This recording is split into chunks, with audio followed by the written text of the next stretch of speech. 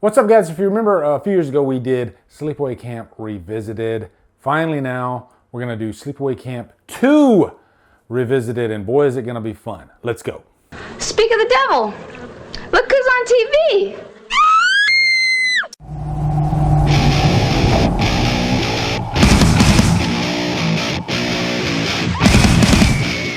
Sleepaway Camp 2 stars Pamela Springsteen, Renee Estevez, and is directed by Michael A. Simpson.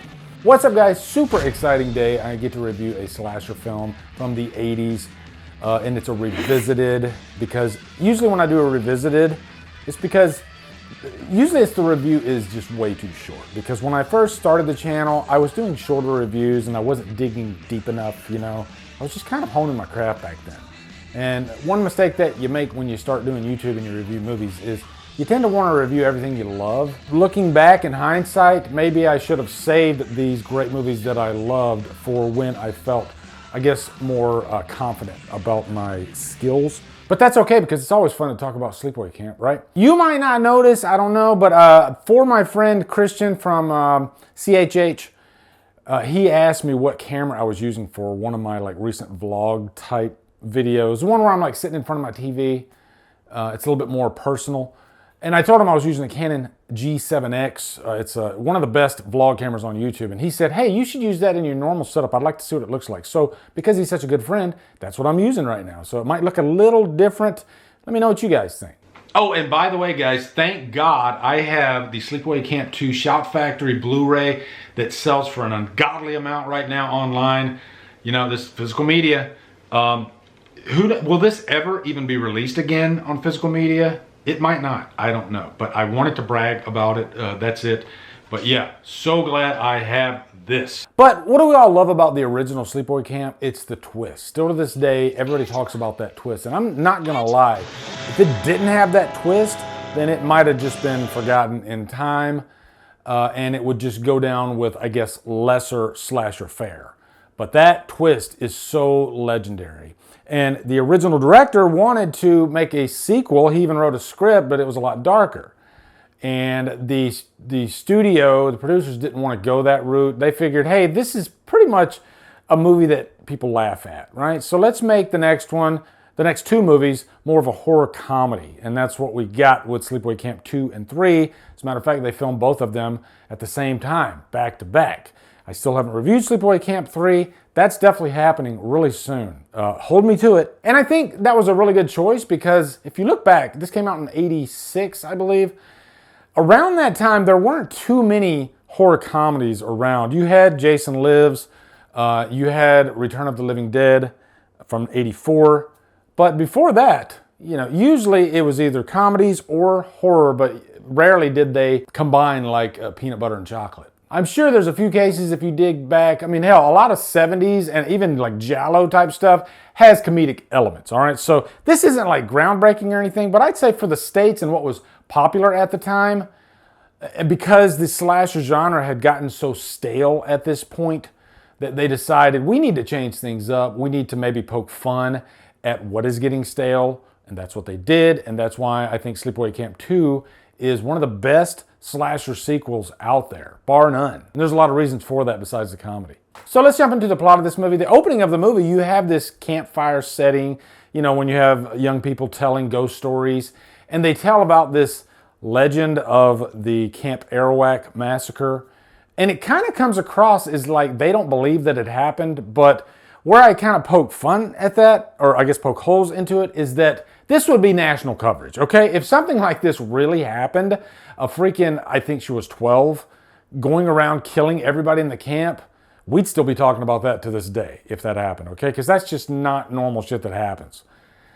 So for it to be this like camp ghost story, as if maybe they covered it up, no way in hell, you can't cover that up. But right away, we get down to action. You have this character, Phoebe, who is walking away from the setting, and then Angela, our main character, played by Pamela Springsteen, comes in and she whaps her over the head with a stick. Where the hell are you? Right here.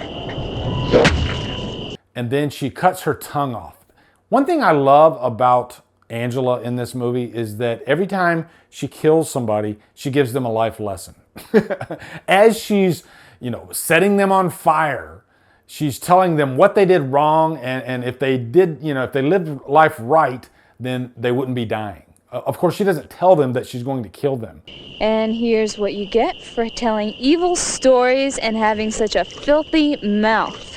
It's just a unique approach for a killer. As a matter of fact, Angela in this movie, played by Pamela Springsteen, I think it's pretty much a different animal than what we got in the first movie. I think she plays the character quite a bit differently than Felissa Rose played her. They explain that by stating that she had an operation, she transitioned fully to a woman, and she got therapy.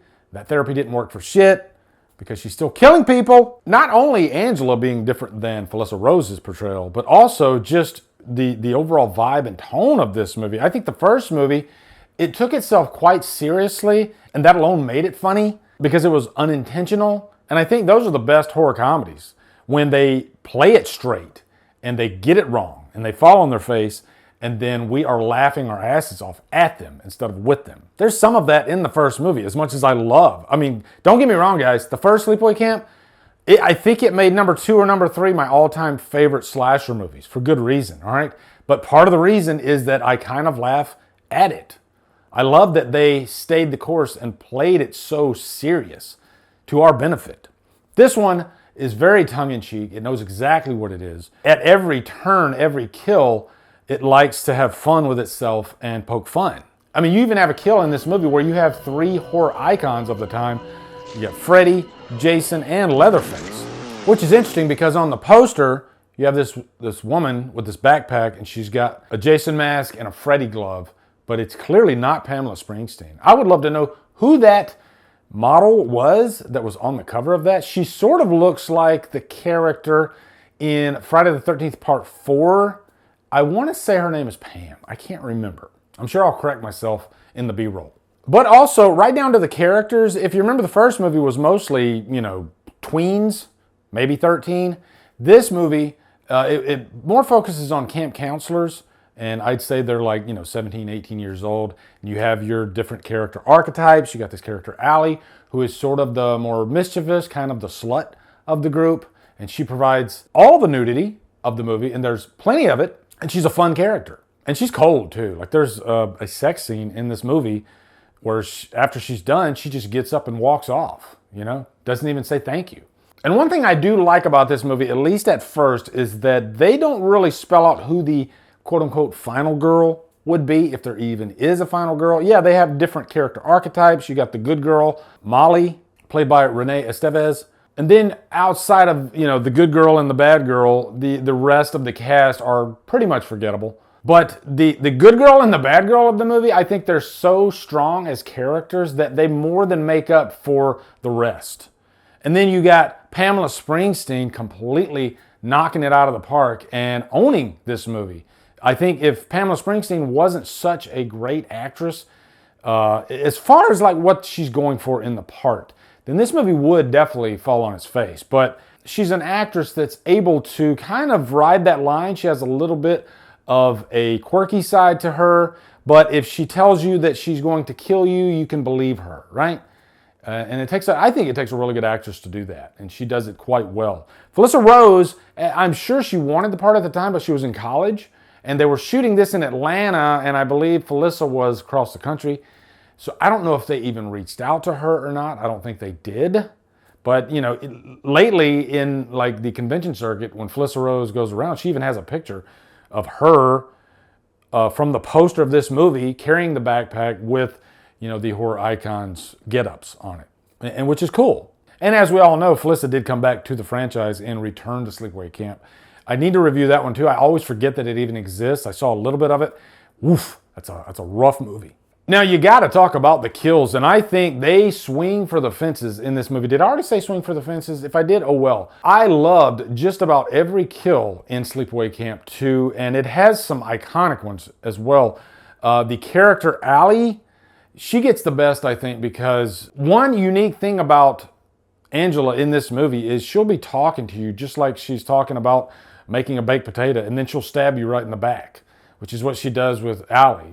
As she turns around, just stabs her right in the back. You almost forget that it's a horror comedy, and you're like, damn, that's pretty rough. But then they get a scuffle, and she shoves her into the outhouse.